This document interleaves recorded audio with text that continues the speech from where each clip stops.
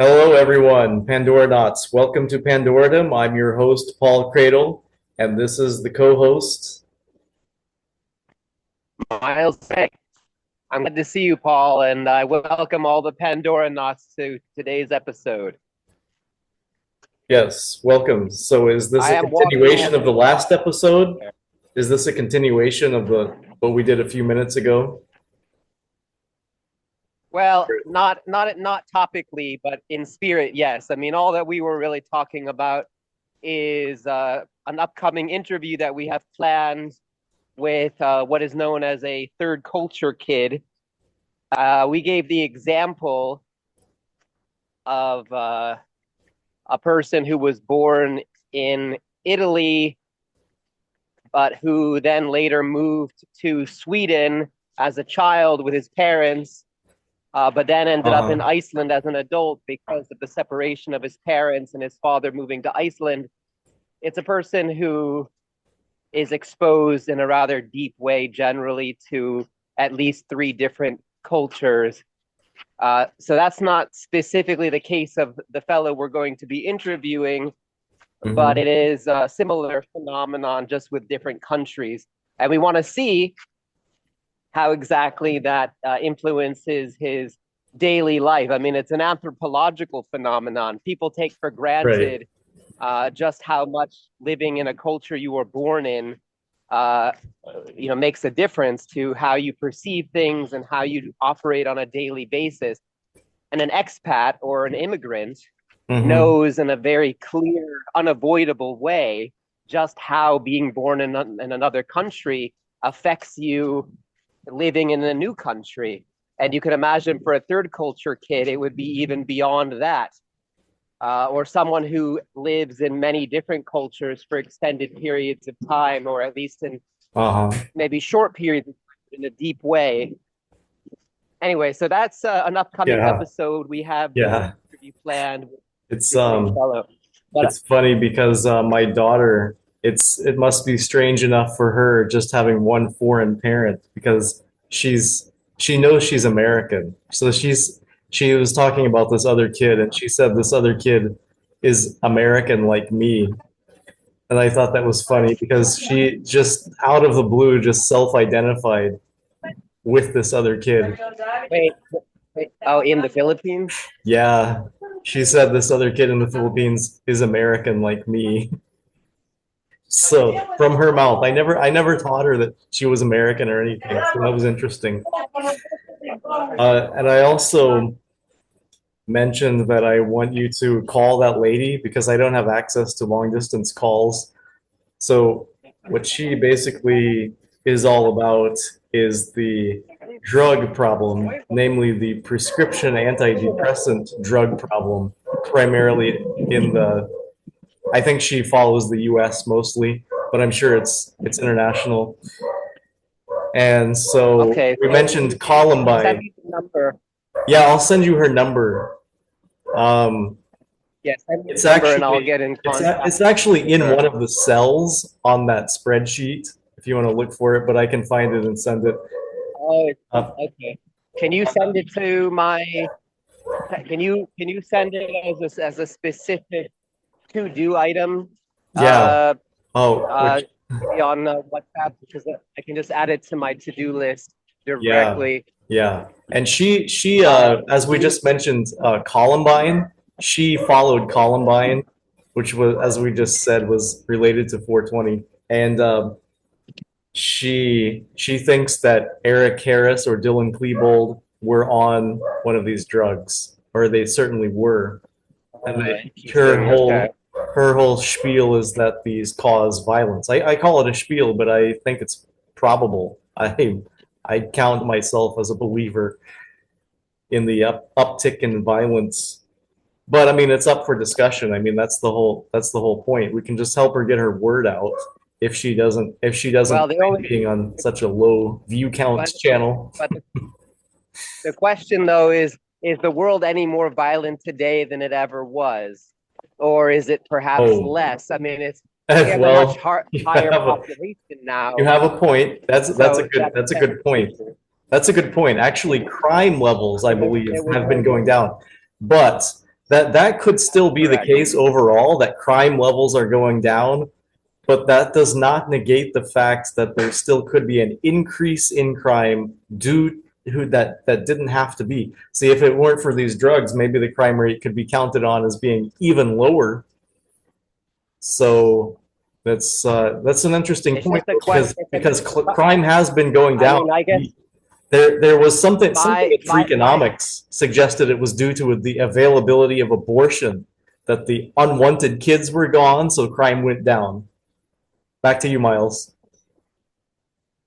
Yes, thank you, Paul. I definitely hear what you're saying, although what I what gives me pause is just the question of whether this is correlation rather than causation. You know, it's Sure. very clear that there's a correlative Yeah. relationship Yeah. probably between these Right. sorts of violent Sure. occurrences and cases and the use of drugs in general, whether they be prescribed or not, Um, although they're two separate issues, I realize. Um, yeah. but, as a generalization, but then in terms of whether it's actually causal, takes a much deeper level of scientific inquiry to prove or to at least demonstrate as a likelihood or a Yeah. probability. Uh-huh. So Yeah, my I mean, they go ahead. I mean, I would say I have something of a background in research with regard to some of these violent occurrences, Mm-hmm. Mm-hmm. in school in the United States and Norway, and also more, closer to home. Although here it's not really so much school violence, but rather some, violence on another level. We'll say a civil level or a sort of border level. I mean, it's a certain question, but anyway, I would say that while at times drugs and certainly prescription drugs can be involved, I'm not sure if it's drugs or prescription drugs that are driving these conflicts. I mean, I think in a way that Mm. it's a convenient Yeah. scapegoat. And I'm not saying it doesn't have any influence at all. I'm sure it does, but there was sort of a heyday, especially I think during the 80s, where you had certain theorists, academic theorists who were absolutely convinced that video games were causing an uptick in violent behavior in children and Oh. adolescents. Hmm. And it's not really, and then, and this was causing quite a bit of concern at the time. And then later, with actual scientific research into the phenomenon, much less clear of a picture. And I guess that's really the question, that there may be, some kind of correlation, as I said, but whether it's Yeah. actually a main cause of the phenomenon, given Yeah. given the given the how widespread violence is and has been historically, that it's really one of the driving forces of human civilization. I doubt that it's primarily causative in any way. Well. You know, Mhm. it may cause, or it may affect or increase certain types of behaviors that end up being associated with some of these occurrences. But I mean, I think it's possible to say, some of these occurrences at schools like Columbine, may well have been connected to prescriptions. But on the other hand, is it really certain that it would not have happened given general psychiatric unbalance or imbalance, or any other sort of possible, debalancing phenomena in in a perpetrator's life. I mean, I think that that's really the question, because I mean, can I blame the Crimean Wars on prescriptions, or can I blame the raids of Genghis Khan on prescriptions? I mean, I think probably all of these raids and wars and campaigns were in fact mediated to some degree by not necessarily prescriptions, but controlled substances that were used historically. But the other really important thing to remember is that our bodies themselves are essentially prescription dispensers internally. I mean, that's the prescriptions even work in the first place, that you're basically dealing with your own internal pharmacy, and that you're just pushing the right buttons. I've got to stop you there. No. No, because the reason something has to be regulated by the FDA is because it's a toxin. Now, your body does not produce toxins. Your body doesn't. Well, your body does produce toxins, right? But the actual, but they're no, but hold on, Paul, in the normal. This is okay. In terms, yeah, there are certain compounds that are alien to the body that you are introducing to the body, but the receptors that make it even possible for it to work as we'll say as a prescription, is because you have those receptors. If you didn't have those receptors, it wouldn't do anything. Well, is the serotonin that your brain produces a toxin? Nope. It just gets metabolized naturally. But I don't know. I think, I mean, you have to ask. No, hold on. You have to ask what a toxin even is, because basically anything can be a toxin in the right amount. Well, when your pancreas produces insulin, is that a toxin? When you can in a fatal dose, it is, yes. Yeah, but your pancreas does not ultimately produce a dose. Your pancreas sorry, look, hold on, Paul. The thing is, this is kind of like atoms and atomic weight. They're all atoms, but they have different atomic weights. Similarly, all of these chemicals, they simply just have different thresholds at which they are fatal. And that goes for even sugar, basic sugars that we can consume every day. For example, alcohol is not going to immediately kill you. Alcohol is a toxin, plain and simple. Alcohol is just a toxin. That's it. Well, hold on. Your brain can learn. Now, I'll give one exception. Your brain can learn to burn alcohol as if it were sugar. Your brain can learn to use alcohol as a fuel source. I believe they find something in brains of alcohol users that their brains can adapt to the presence of a toxin and try to make the most of it. But still, nonetheless, in all cases, as far as health is concerned, you'd be better off without alcohol. It's not medicine. It's a toxin. As an anesthetic, maybe in some cases, alcohol was used as an anesthetic, right? But it's by far the best, not the best anesthetic. But this is a known thing about alcohol. But my point is that even substances that are internal, that are produced essentially by your body, these can also be definitionally toxins, Paul. Even insulin. And again, it has only to do. So then everything. So insulin is a toxin. The insulin that your pancreas. Let me ask you, Paul. You got to let me finish, man. Yeah. Go ahead, Miles. I'm saying that water, the compound water, is absolutely a requirement for us to live. as Good human point. beings, but it's Yes. actually not. It's not actually that difficult to die by overconsumption of water.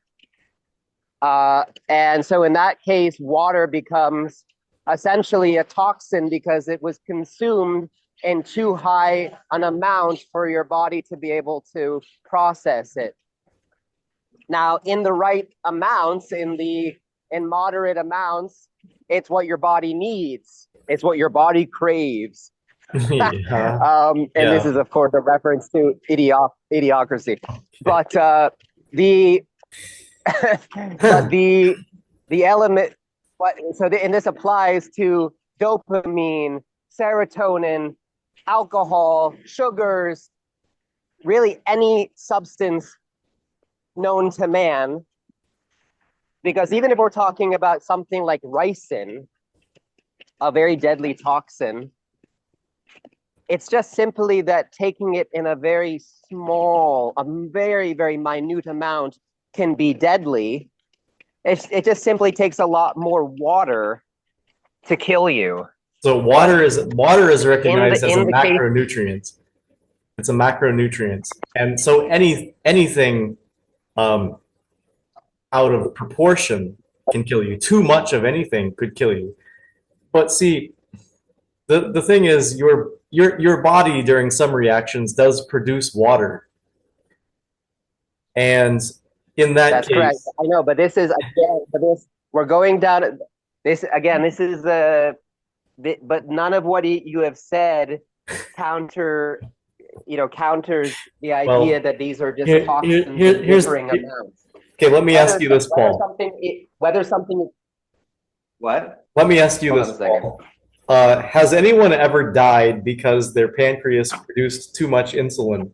No. Just a moment. What? Oh wait, where is it? I'd be curious. Sorry, yeah, hold on a second. I'm trying to pick up my. They're over here. Okay. That was scary. It was like an empty preschool, and I was like, "Where the heck is my kid?" Hold on. Hello. Gilly! Hello, Gilly.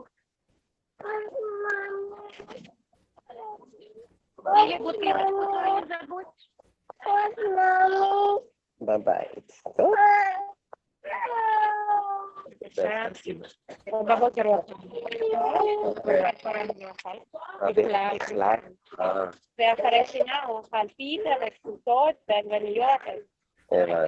Непонятно. Спасибо.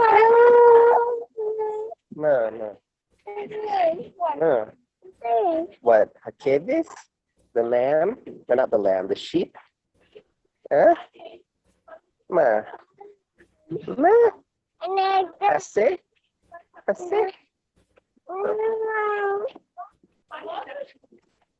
Okay.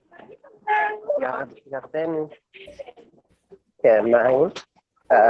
Yes, Paul, are you there? Yeah. Sorry, I here. apologize. I'm just having to pick up my kids from preschool. What I'm saying is that whether something is a macronutrient, a micronutrient, or not, whether it has a beneficial effect on your body, as part of its function, is sort of a separate question. I mean, it is important to note. I mean, that is to say, does ricin have any good effect on your body? Probably not. Plutonium. Really, does plutonium do any good? No. On your body, likely not. But again, it's just a question of in what amount is something deleterious or fatal to your body. Hold on. Mom, but Yarden, you see that my hands are full, right? So just hold on to my shirt tail, okay? Oh, excellent. Are you all right? Are you all right? Okay, so So how about caffeine, Miles? Do you think caffeine is a toxin? again, I'm basically playing devil's advocate here. I realize that Uh-huh. the way that scientists of nutrients will see it may be different. But for the purpose of argument, my whole point originally has to do with what I call the internal pharmacy, and well, with regard to caffeine, yes, I mean, caffeine, like anything else in the right amounts, is also full. That is to say, it has to be consumed in a certain amount within a given amount of time. It's obviously, if you consume that amount over your lifetime, that's different. But if you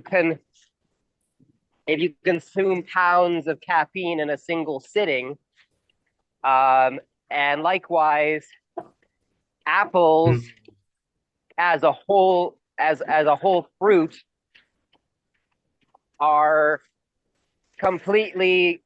filled with nutrients and fiber that your body needs or can make great use of anyway.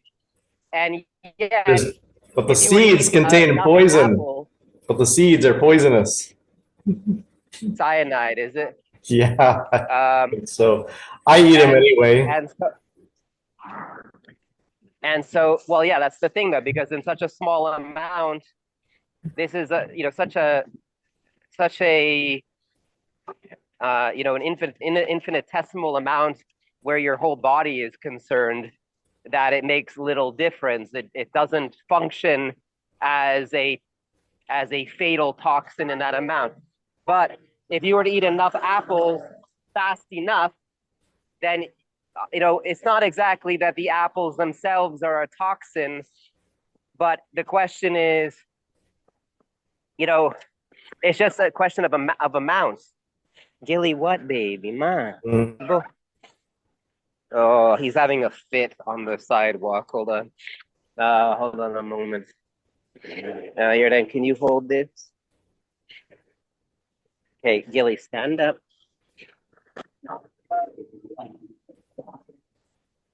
Okay, man. Okay. As Genny 是你的飞机没有，这是什么呀？这是 baby shark. Yes. Okay. So basically, my point though is that when you're dealing with these various psychiatric cases, or at least that likely have some connection to a psychiatric disorder, as they're commonly understood in today's world, we can argue about the validity of that on another occasion. But the idea is, you're dealing with people who end up involved or perpetrating these pretty shocking crimes in schools, and the likelihood is that the majority are imbalanced internal-chemically on some level. That's a confounding factor. So then the question becomes, even in the case when they're not what? Well, that's a confounding factor.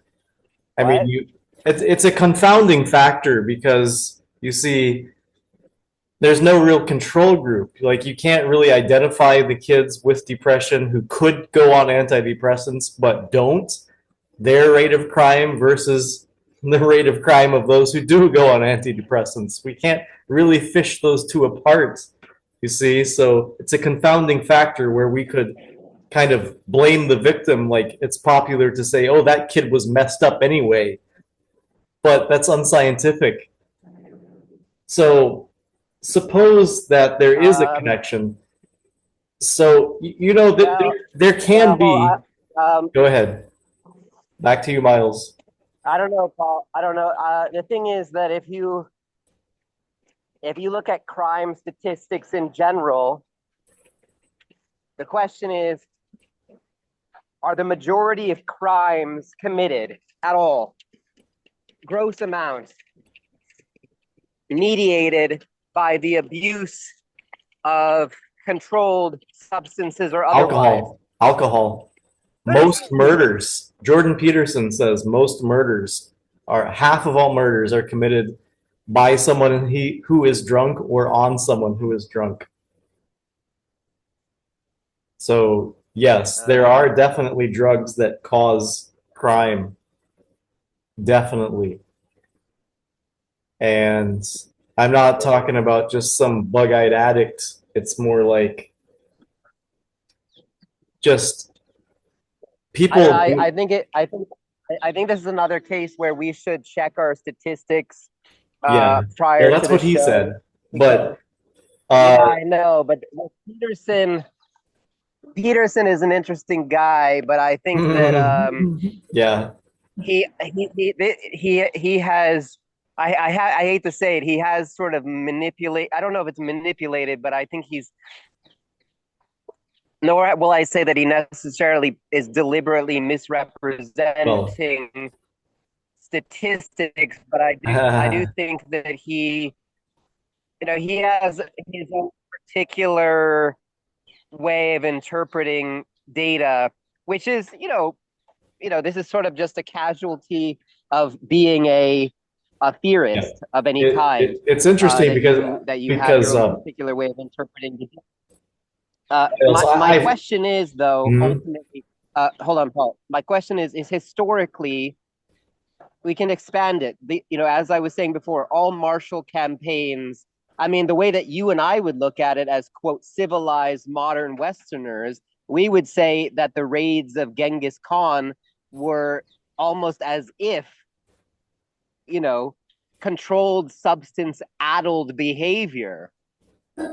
Now, in their own time and for their own purposes, what they were doing was a day's work, really. I mean, this was how they were surviving within their own civilization, and it was considered Yeah, probably yeah. to be quite a valid everyday activity. Yeah, but that's a red herring to These were the just issue. We're not saying that crime didn't exist before drugs. Of course not. no, no, no, no. Hold on. No, Paul, this is not a red herring by definition. This is not a red Well, herring. The question is, I'm asking all of these violent occurrences throughout history, were they primarily mediated by substances foreign to the body? This is what I'm asking. What motivates people to act the way they do? Is it primarily due to foreign substances, or is it something about the way that the body works regardless of the substance it may be under the influence of? And then that brings us back to the internal pharmacy. Now, we think of things like caffeine and the harder substances as being, the classic, well, substances. But ultimately, it's also a drug-like effect when you consume bananas, when you consume water. There are minute changes occurring uh, in the balance of various internal chemical amounts Miles, as you it's consume water. anything. Water. Oh, Yeah, yes. right. Yes, No, I know, I but know. I know what you Uh, mean. Yeah, so what I'm saying, though, ultimately, is that when you have these, like, I would say this, like, when you look at conflicts that happen in the Middle East, is it primarily under the influence of alcohol? Well, in the Middle East, alcohol is essentially illegal in many places. And in places even where it's not illegal, it's frowned upon. Uh, and in any case, even where it is allowed, it is generally consumed in much lower levels than would be the case in anywhere in Europe, Africa. Well, I should say, Christian Africa, and the United States. and yet there's no shortage, there's no dearth of violence Yeah, we're not in the Middle arguing that, East. Alex. So what is Violence exists mediating it? It's outside obviously drugs. not Yes. alcohol. Yeah, violence exists outside drugs. We all know that. Here, let me pose that. No, Let but me no, pitch. no, no, but again, this is the issue though. That you say influenced by drugs, but the question is even in a case where you have somebody who is quote sober when they act, if they have an internal imbalance of dopamine, say when committing the act, are they not under the influence? I don't know of anybody who has a dopamine issue. Do you, organically having a dopamine imbalance in their body? What even is that? I don't know. Maybe somebody who's severely Well, unmotivated would have low dopamine, like the rats they genetically. but that's the thing. If no, there's so many things I don't think I can say on here. Um, basically a hold on. Gili تضحكنا من الشام لو Gili 小弟你来，请来了，请来。Sorry. Um, the thing is, yeah, but it doesn't matter. It could be a self deletion Oh. Mhm. by way of explosion. Yeah, If you know what I mean. long distance hole puncher at short range. Yeah. Uh, so if you have something like that, a dopamine issue, uh, you know, I don't know if That, something like that would necessarily be a driving factor. It could be an typically, accompanying though, factor. Miles, typically that would be But ascribed to but a serotonin deficiency because someone with low dopamine would technically not even have the motivation to carry out an act. They'd be just like, I give up. They just sit in bed, lie in bed no, all. but it no, but it, no, but no, but hold on, Paul. No. This is a question though of timing as well, because he may have a general imbalance that goes back and forth, and then at the particular moment that he already finds himself in the final position, we'll say, there's a dip in dopamine, and even though he's completely lethargic, he Uh, still will be able to mhm. take his finger off the switch. Because that's essentially a passive I behavior. guess I'm referring So, to a severe dopamine no, depletion, as in like characterized dopamine depletion. it doesn't have to be severe. We're talking about even small. That's what I'm saying. Even in very tiny amounts, as mediated even by the nutrients and the various biochemicals, or just organic and inorganic compounds that come into your body at various times. All of these substances have a a psychoactive, or what you might call a micro psychoactive effect. Sure, sure. I mean, that's always been about the only reason I'll ever have a DQ Blizzard because I like the way it makes me feel. See what I'm saying? DQ I blizzard. DQ Blizzard or even a Coke. I mean, I don't drink Coke for the taste, really. I guess I drink it for the blood sugar.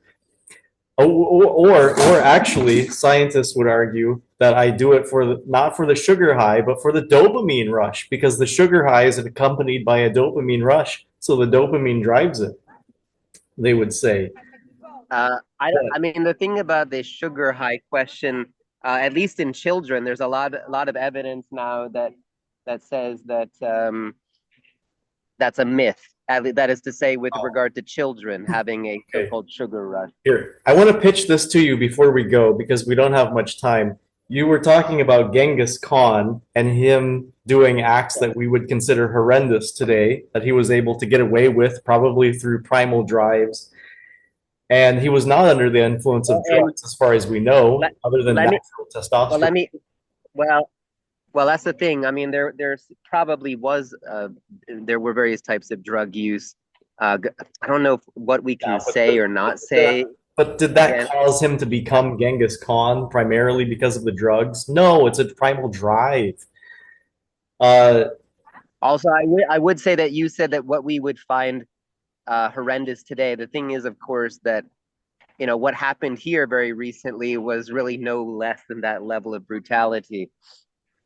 Uh, so in a way, it's not and not really. I'm not it still sure how much of the happened. world finds it horrendous. Yeah, it's just it's more like the world is more organized today. It's not likely to be led by like an army led by a single man.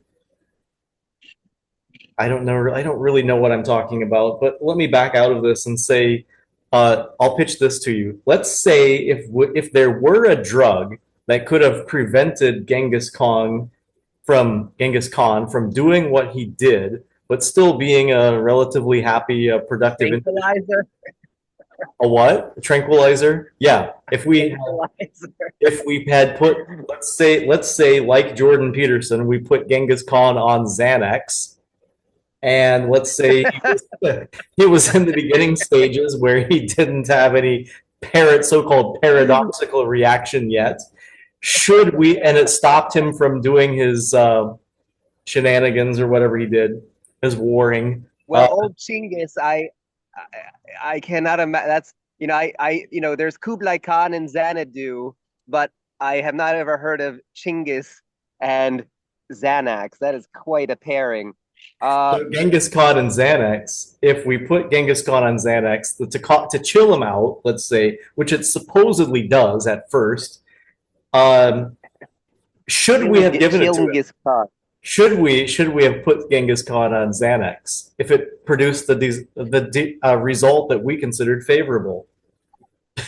Well, the horrendous brutality that occurred under the Mongol expansion in that era is utterly unfathomable, and yet much of the way the world it is today is essentially a direct result, at least historically, on that very invasion and annexation, or acculturation to this this foreign empire. I mean, it's hard to say because a lot of the culture that existed in the Mongol Empire was essentially adopted by the places that they invaded. That is to say that they administrated, but they allowed a lot of the local culture to continue on. And uh, this has happened in many empires, where local populations were essentially able to maintain some of their pre-existing culture or folk ways, language, ritual, religion, but still be under the auspices, we'll say, of the empire. But of course, it's with varying levels of truth. I mean, this was also said during the Soviet Union, that you have all of these. I mean, the policies changed a number of times, but there was a certain period of time where the idea was that, okay, well, we're all under the greater Soviet Union, but we're going to allow the different ethnicities to have autonomy of a kind within the greater empire. And while in theory this was perhaps the case, and there were many programs that went towards, sponsoring the existence of some of these regional languages and cultures, it was still under the quote auspices unquote of the Soviet program, which had anything other than the maintenance of Okay, we've got less traditional than a minute cultures in left. mind. Have to wrap this up, but Okay. it'll be interesting So to see if that lady can present evidence that these drugs really do cause highly unfavorable yeah, criminal behavior, well, actually so very violent. I will hear you, Paul. My question is just for the purposes of this show, we want our audience members, the Pandooranauts, to realize that we're not necessarily taking the position of the people we interview, Yeah, that this is sure. essentially a